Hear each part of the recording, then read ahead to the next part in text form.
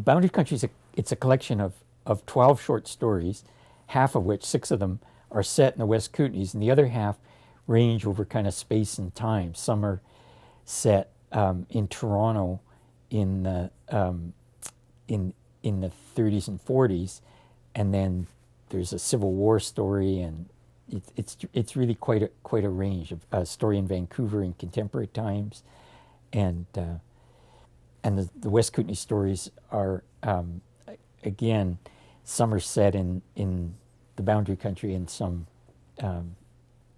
around here in Nelson. I worked on the book for many years because a lot of my publications since 1973 have either been poetry or essays, but I knew I always wanted to try fiction, and because people always say my poetry is very prosaic, I thought, no problem, I'll I'll be great at fiction. But the trouble is, they say fiction's not very poetic, and so it's been a challenge. So these stories are quite worked on, and living in the West Kootenays, it's a very rich area for characters and for short story writers. So the story I'm going to read from the first section of the book considers the borders that result from the devastating loss of a love if the loser in the situation is determined to keep a friendship with the one who broke his heart.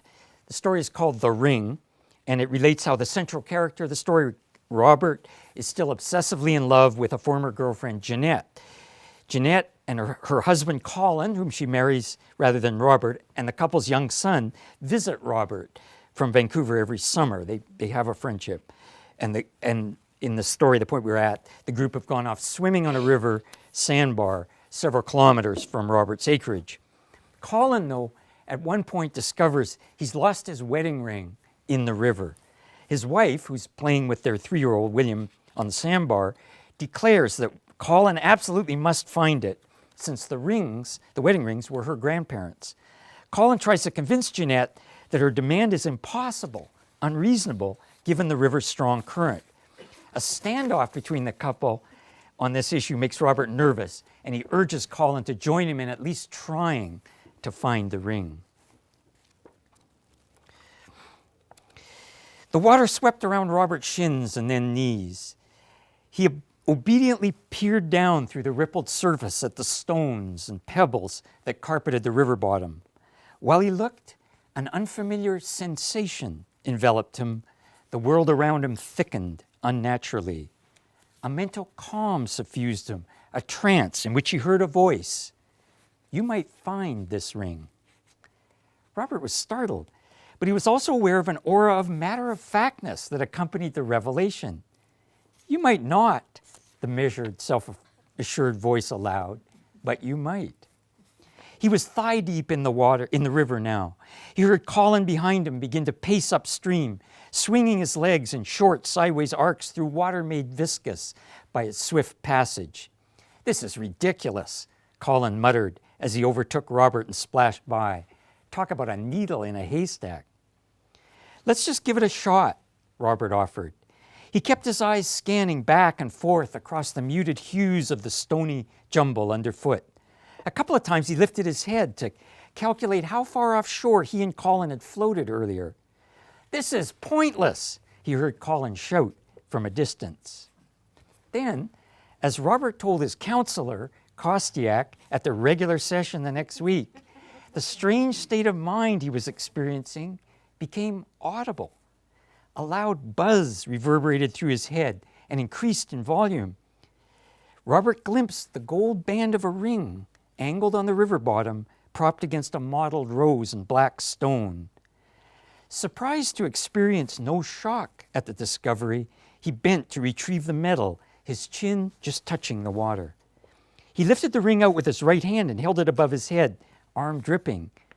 "I've got it," he called over the noise in his mind. "What?" Colin hadn't heard him. "I found the ring," Robert shouted. To his amazement, his voice was steady. "Jeanette!" Colin yelled, waving his arms in her direction as he waded downstream toward Robert. The urgent tone of his cry caused her to lift her head from where it was bent over Williams. When the men had initiated their search of the river, she had turned her back on them and knelt to resume playing with her son. "Robert found the ring. He found it," Colin shouted. "Robert found it?" Jeanette's voice sounded incredulous. Robert continued to hold the ring up. "He found it?" Colin stepped on shore. "You were right," he called. "Robert's got it." Jeanette was on her feet now, walking toward where Colin stood, shedding water on the sandbar. In the midst of the stream, Robert started to move to dry ground, angling toward Colin. "Do you comprehend what this means?" Kostiak blurted excitedly as Robert related the events to him. Robert had never seen Kostiak so animated. Not really, no." "You are aware what a river, being in a river, represents in Jungian terms?" Kostiak demanded. "Time?" Robert faltered. "The passage of time?" So the story goes on. When I first began to write fiction, it was a learning experience. I wasn't sure if I could do it or where the stories would go. I didn't know what my voice was in the sense of, am I going to be lean and mean, or am I going to be wordy and talkative? And working as a teacher, of course, I ended up being very talkative.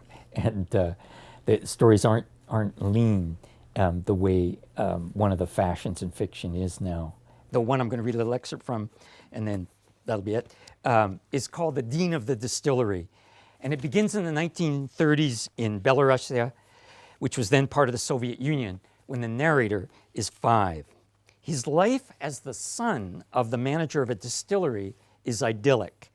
His nickname among the employees and family, due to his spectacles and his childishly confident manner, is the Dean. There are shadows, though.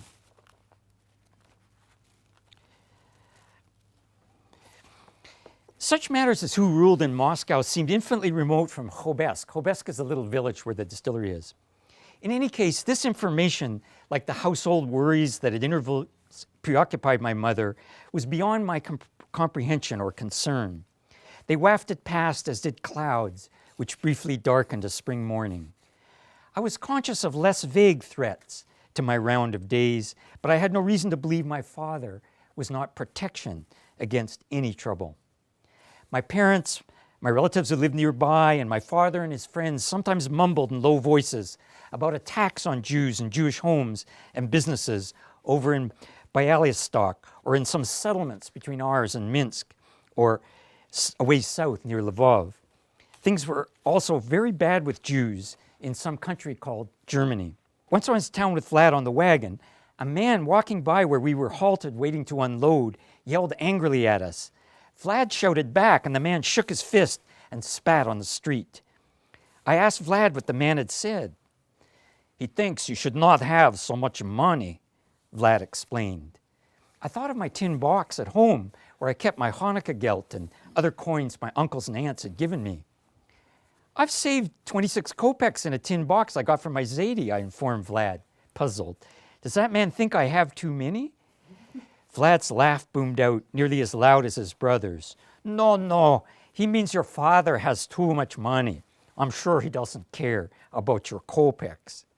"Does my father have a lot of money?" Vlad spat over the side of the wagon. "Forget the man. He is an idiot." 3 times, a dozen or so men from Khobesk appeared at the yard shouting. They weaved about and bumped into each other, but their red faces were fierce when they yelled. After the first time one fall afternoon, I asked Mikhail Alexandrovich what they had wanted. "They were saying, 'Give us vodka, Jews,'" Mikhail Alexandrovich explained, "except they use another word for Jews, not a good one." We live our lives, we're sort of inside our own skin, and we're constantly bumping up against other people's boundaries, and that was a lot of the interaction. And then there's social boundaries. What's permissible, what's not permissible. And again, we constantly bump up against that.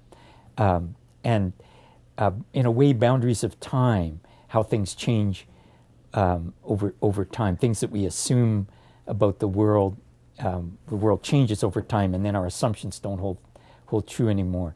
So that I became quite fascinated by how the stories, if you wanted to have an overriding sense of them, it was that they deal with those those boundaries we often don't know we've crossed until we're well on the other side in a new country. And then we realize, holy smoke, this is really different.